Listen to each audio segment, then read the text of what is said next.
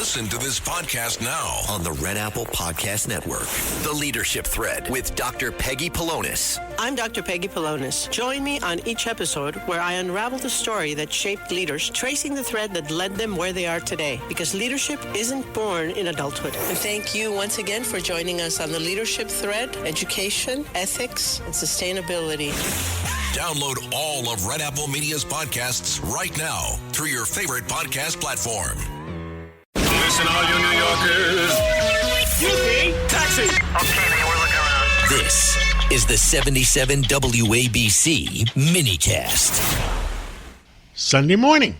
With us today is Senator George Borrello, and from the great county upstate of Chautauqua. And, Senator Borrello, what the hell is going on in Albany? Well, that's a good question. We're all asking. We just passed our 8th extender for the budget, which just keeps services operating while Democrats continue to fight amongst themselves. And the thing is, they don't really disagree on raising taxes and spending more money. They all agree on that. It's another record-breaking proposed budget. But what they can't. Does anybody in Albany ever say, "Can we make things more efficient to bring things down"? Well, unfortunately, I would say that's not in their playbook. It's not about being more efficient. It's about spending more and creating more burdens, particularly for the working class and for businesses. And that's kind of where we are right now. The governor sees the political liability of the climate agenda that's already raised the cost of electricity. I mean, every month when you open your utility bills, you're seeing the impact of the so-called CLCPA, the Climate Act, on everything. Particularly your utility bill, but it's not enough for them. They have this dangerous agenda that they have sued about the governor on recently, and basically saying we want to continue to push forward. But interestingly enough, that's what the governor is holding out on because she knows this could hurt her in the election upcoming in November. Well, I mean, there's a lot of things that could hurt her in the election. First of all, everybody's saying that she has to provide checks and balances on the mayoral race, and there's a lot of tough things going on in the mayoral race, and then on that issue with that sergeant that was convicted, everybody says that maybe she should provide a pardon. Yeah, look there's no doubt about it. Right now, the tail is wagging the dog, as they say. Right now, Mayor Mamdani seems to have more clout and more political capital than the governor. And she's constantly, trying to play catch up. But you brought up some very important things. He's also, he's claiming victory when we haven't even had a budget passed yet. That he's going to get his, pied-à-terre tax, which is a fancy French term for adding property taxes on top of property taxes in a state that already has the highest property tax in the nation. So the governor needs to absolutely push back, and she needs to start supporting the working class and the people who pay the bills here in New York State.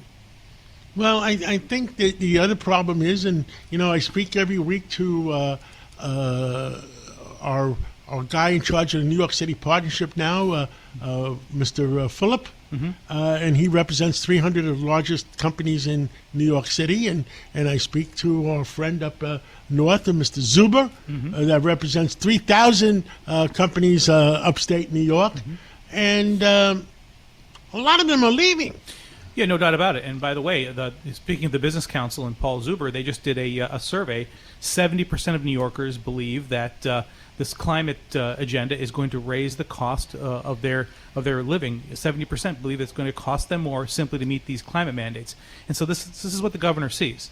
And now this amicus brief that was filed in the lawsuit, 17 Democrats signed it, admitting that they know that the Climate Act is going to raise costs for New Yorkers, and they don't care.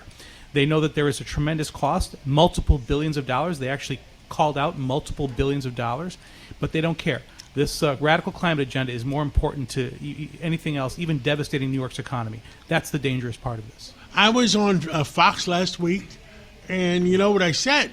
I said that the fact is that at a certain point, there's 300,000 employees in New York City, approximately 200,000 in New York State. That's 500,000 employees. That if Moody's or S&P put you on the crap list and you can't borrow money, that means maybe some of those employees have to get laid off. Would that get them upset?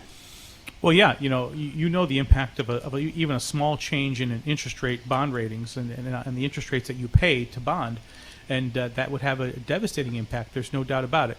But unfortunately, my Democrat colleagues in particular really don't understand finances. They most of them have never really had a job outside of government, so they live off of talking points and radical agendas, and this thought that and hope that some things will just get worked out. There's also an arrogance to this. There's an arrogance thinking that people just will grin and bear it here in New York. That all the businesses that are continuing to to place more burdens on will just keep absorbing it, and that's not the reality. We're seeing that already. Billions upon billions of dollars of taxable income have left New York under one-party Democrat rule.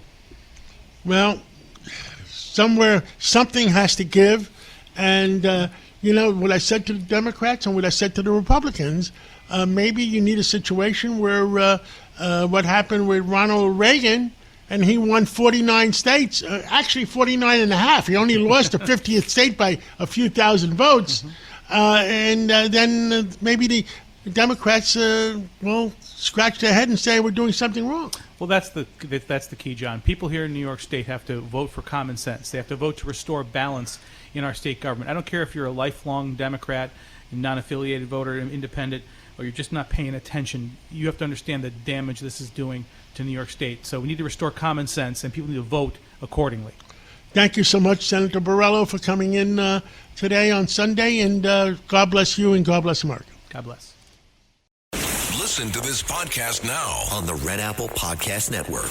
Why is the middle class shrinking? Why are people facing an affordability crisis while marginalized individuals called informals grow in numbers? Join me as I travel the world, speaking with people living in invisibility, the leaders working to solve it, and uncovering the hard truths shaping our economy and daily reality.